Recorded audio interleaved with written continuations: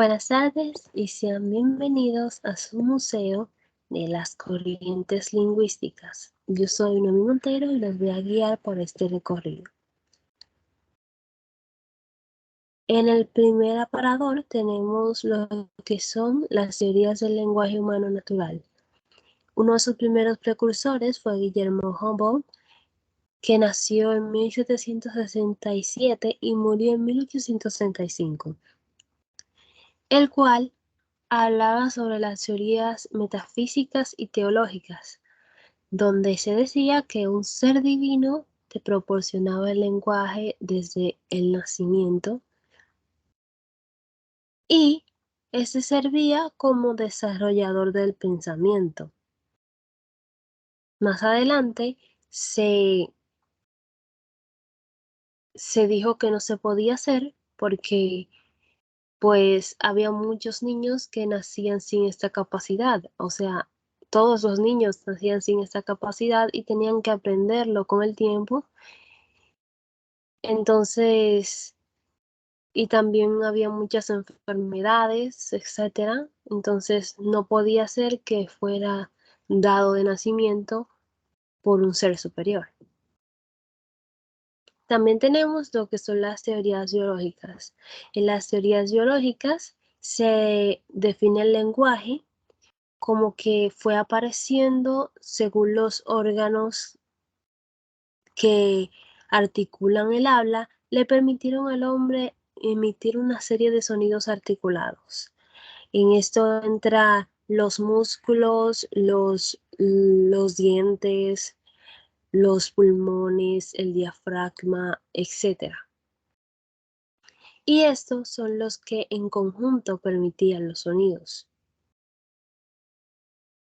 De esta misma teoría se basa la teoría de las glosogenéticas, pues esta decía que tomaba la teoría de la evolución para decir que pues el lenguaje se diferenciaba del lenguaje animal y del lenguaje humano en que el ser humano fue evolucionando hasta que pudo obtener las características propicias para poder hablar, para poder comunicarse de la forma que lo hace hoy en día.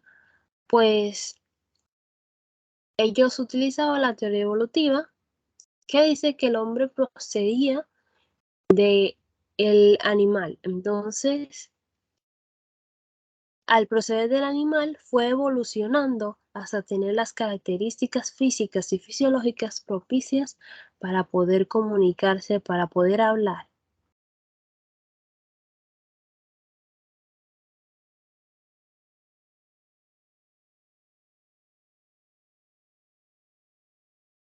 También tenemos lo que son las teorías antropológicas. Esta fue un poco más allá, pues se basaba en que el hombre, pues sí, fue evolucionando, pero la capacidad de comunicación verbal del hombre se dio mediante gestos. Y de aquí sale la teoría de los gestos, de la imitación y de la interacción. Pues decían que los gestos estaban muy relacionados con el lenguaje.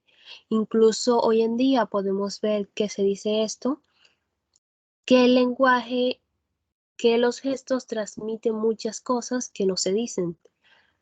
Pues esta teoría estaba basada en eso, que los gestos fueron los que propiciaron el lenguaje, pues había muchas similitudes entre ellos. También que el lenguaje se adquiría por imitación, de lo cual veremos más adelante, un precursor de esta, y una teoría de interacción.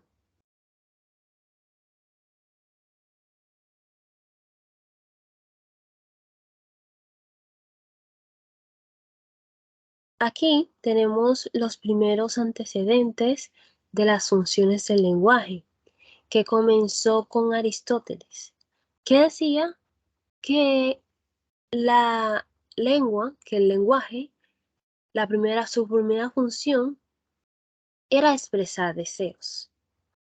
Ya Russell lo vio más como una, una función expresativa y significativa. Otros, como San Tomás, lo vieron como imperativa y optativa, representativa, individualista y un valor estético.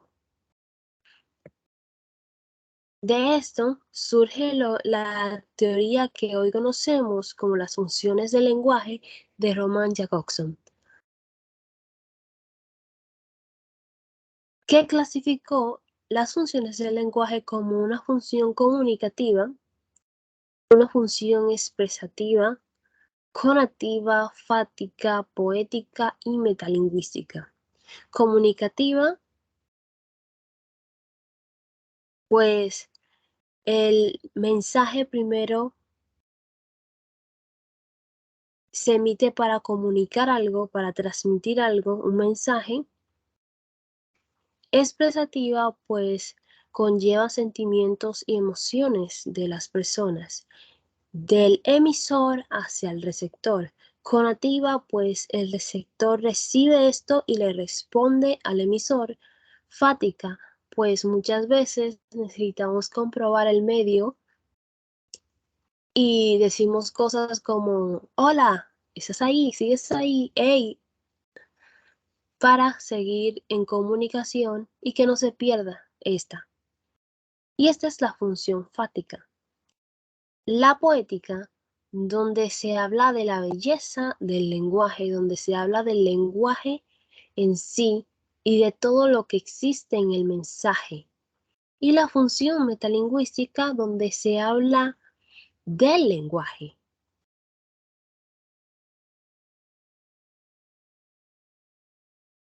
Ahora veremos el próximo apartado de la galería, donde veremos la teoría general y particular de las gramáticas.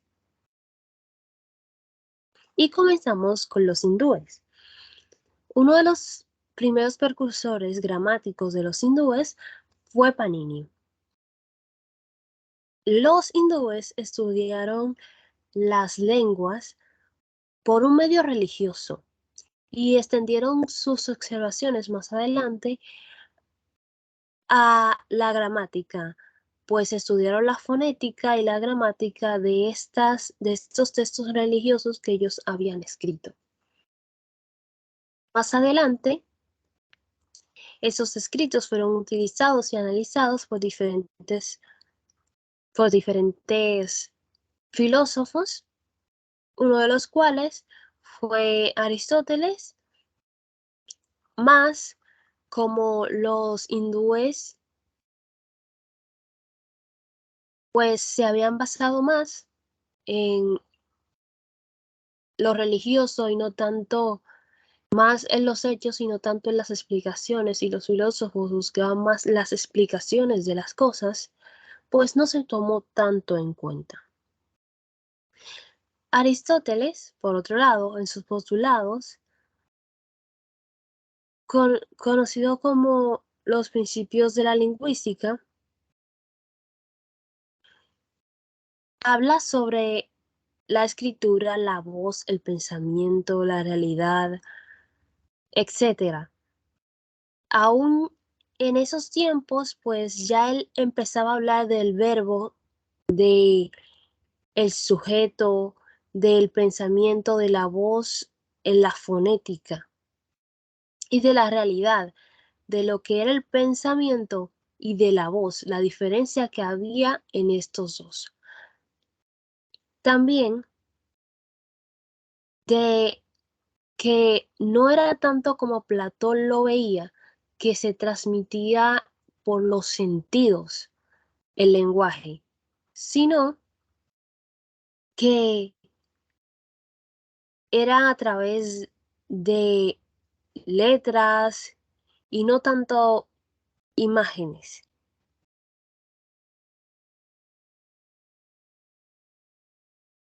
Luego vemos a los gramáticos de Port Royal, que era una escuela en el que su objetivo principal o sus objetivos principales eran explicar las funciones o fundamentos del arte de hablar natural y claramente. También encontrar las razones comunes de todas las lenguas y la diferencia de cada una de ellas para hacer una gramática que fuera generativa o general para todos. Entre esos precursores podemos encontrar a Anthony Armand o Claude Lancelot.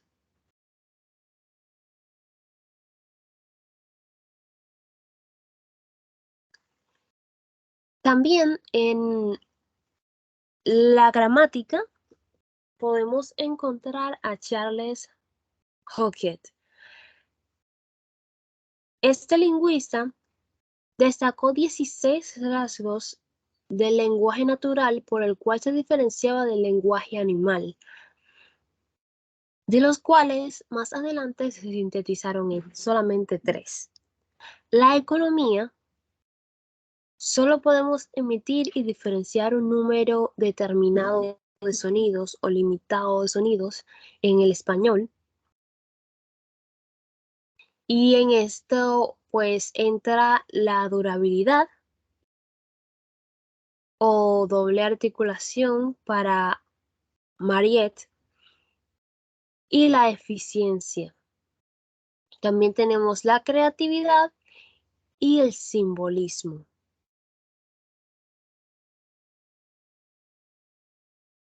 Ahora vamos a hablar sobre las teorías particulares del lenguaje. Empezando por el estructuralismo.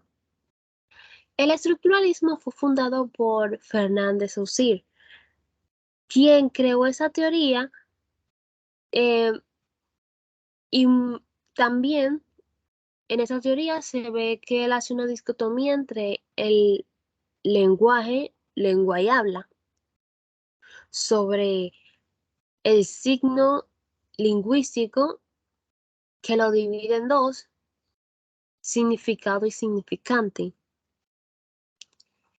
y la dicotomía entre la sincronía y la diacronía.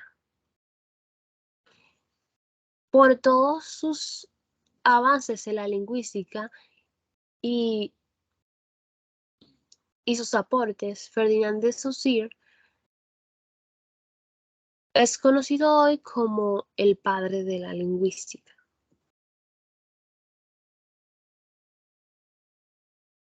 También vemos lo que es la teoría de la enunciación. Por aquí podemos ver a Emily Benveniste, que definía el enunciado en un marco formal de la realización. Dentro de las lenguas hay un carácter formal de enunciación a partir de manifestaciones individuales que se realizan.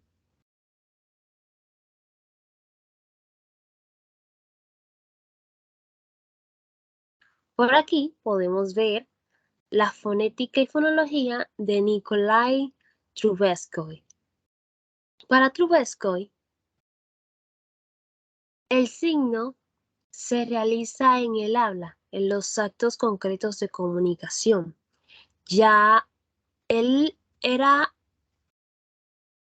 ¿cómo decirlo? Él continuó el trabajo de Saussure, mas él no se especificó tanto en lo escrito, en lo sintáctico, sino que lo vio más como una parte fonológica, una parte fonética del lenguaje. Se especializó más en la fonología y la fonética del lenguaje, definiendo así estas ciencias y las partículas que lo componían.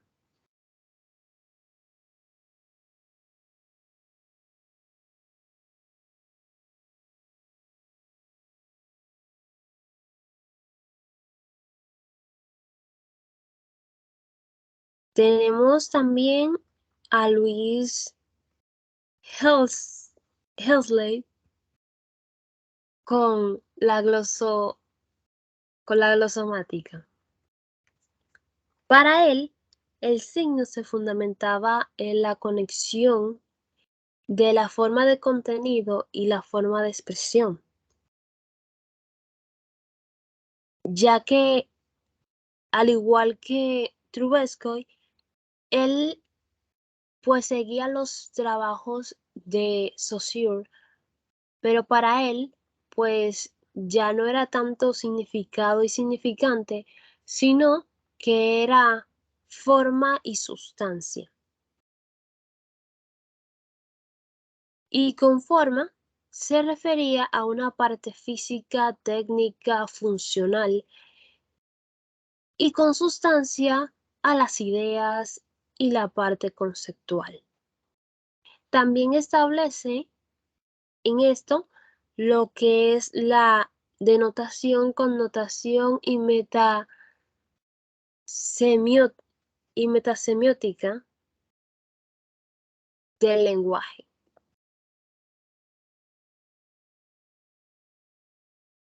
Dos estructuralistas norteamericanos que se dieron a destacar son Sapir y Bloomfield. Sapir plantea que el lenguaje, pues, fue que el pensamiento fue primero, que el lenguaje fue primero que el pensamiento y que este modula el pensamiento. O sea, el pensamiento no era nada sin el instrumento que era el lenguaje. Y sin el lenguaje, el pensamiento pues era nada, hasta que existió el lenguaje para darle forma al pensamiento. Por esto, él plantea que para un niño aprender un idioma, pues tiene que ser, por como decíamos antes, por imitación. Le dicen una palabra y el niño la repite. En prueba y error, el niño se aprende la palabra y pues empieza a decirla y le encuentra un significado según lo que le estén señalando. También se tiene una comparación con Saussure en que él establece que un grito, un reflejo, pues no puede ser un signo lingüístico, no puede ser parte de un signo lingüístico o de un lenguaje, porque no tiene significado en sí. Pues en un reflejo te puedes mover, te puedes quitar, pero en sí no hay un significado en que grites por reflejo. Sin embargo, las onomatopeyas, el hablar del signo, pues todo eso sí tiene un significado, pero los reflejos, los gritos no tienen un significado en sí. También tenemos a Bloomfield, que él postula lo que es estímulo-respuesta. El lenguaje se aprende a través de esto, postula él. Si quiero algo, si necesito algo, pues es un estímulo para mí. Y yo, pues, veo la necesidad de articular ese estímulo y estimulo a otra persona para que busque lo que yo quiero.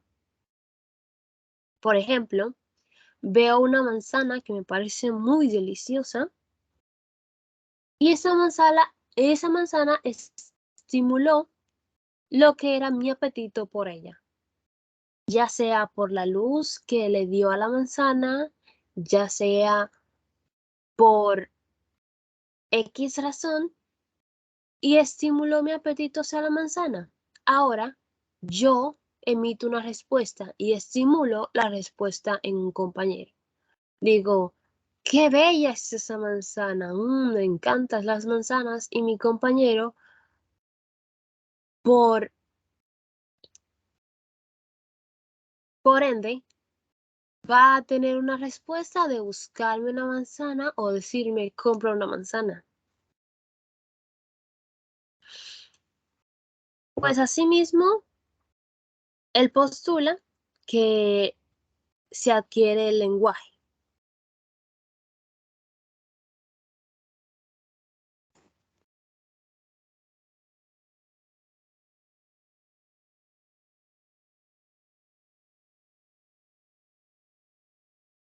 Luego tenemos en esta sala lo que es el generativismo.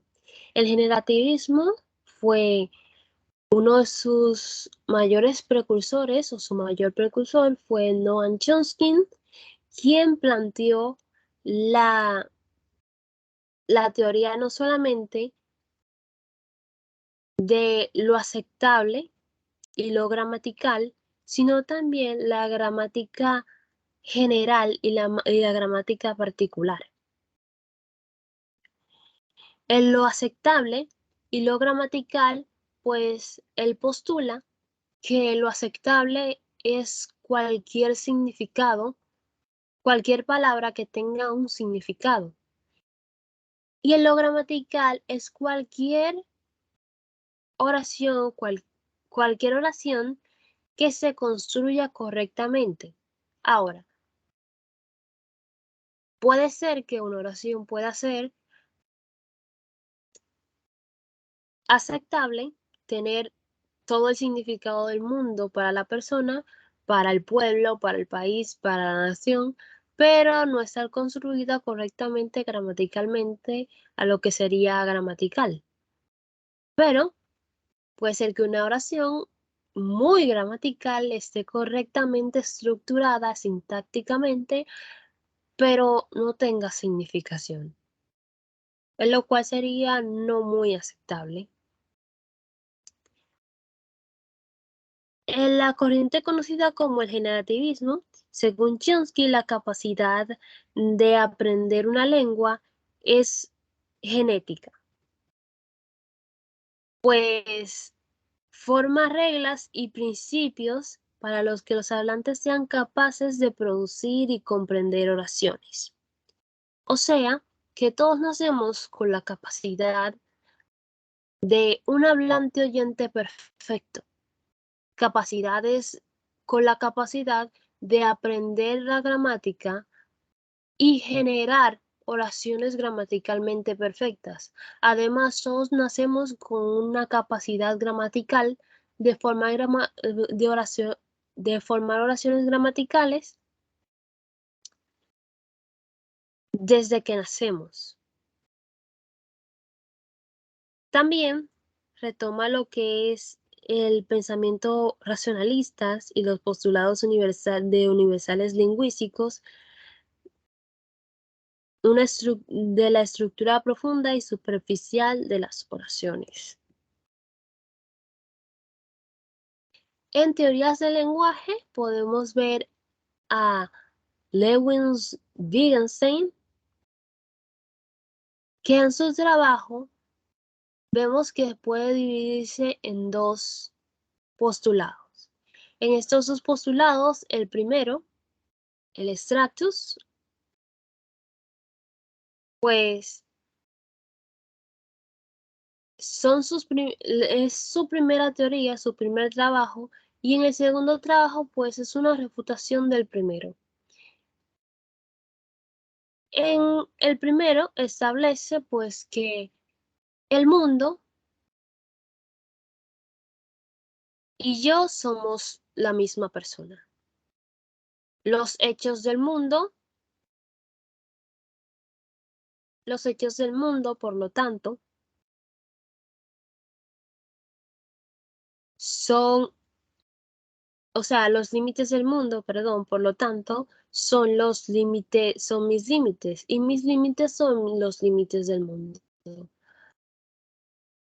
Las cosas que no se pueden explicar con hechos, las cosas que no tienen significado en hechos, pues no existen o son míticos,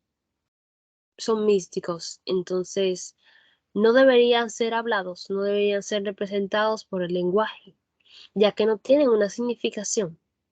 Mas en su segundo postulado, él refuta esto y dice, pues no, sí tienen una significación, pues depende de dónde se utilice. Y aquí entramos con lo que es los juegos del lenguaje. No hay un lenguaje, hay varios lenguajes y esos lenguajes son formas de vida. Los juegos del lenguaje son los usos de que se son los usos que tiene este lenguaje en las formas de vida.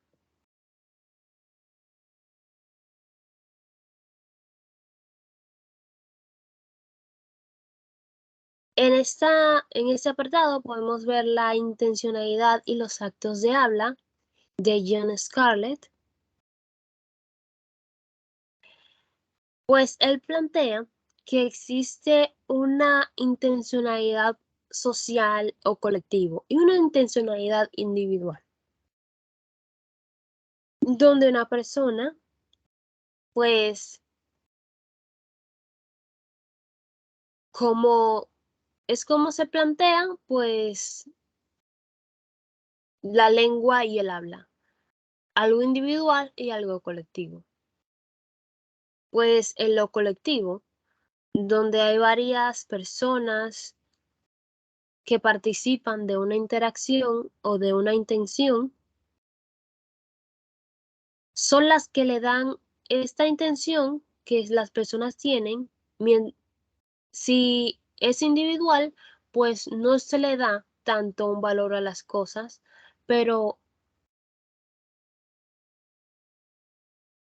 pero si es ya de un conjunto que tienen la misma intención, pues se le da un valor general a eso pasa a adquirir un valor general las cosas. Por ejemplo, si estás en una institución, es porque la sociedad en conjunto decidió que era importante ir a esa institución, como la escuela, la universidad, etc. Ahora, si compras con dinero, es porque la sociedad, el conjunto, el conglomerado, le dio una intención, un valor a ese dinero y por eso puedes comprar con ese dinero. Si no si si fueras a otra sociedad donde no se utiliza ese tipo de dinero o no se utiliza dinero para comprar las cosas y tratas de dárselo a una persona a cambio de lo que tú quieres y esa persona no sabe el valor del dinero, pues no está en tu colectivo, no está en tu sociedad, pues no le ve el mismo valor y por lo tanto no te va a aceptar el papel de colores. También él plantea lo que son las teorías de los actos de habla, en los que él hace énfasis en el acto ilocutivo, ya que según Scarlett, los actos de habla es una situación que incluye al hablante y un oyente. En una emisión del hablante y un acto ilocutivo es la unidad mínima de comunicación lingüística.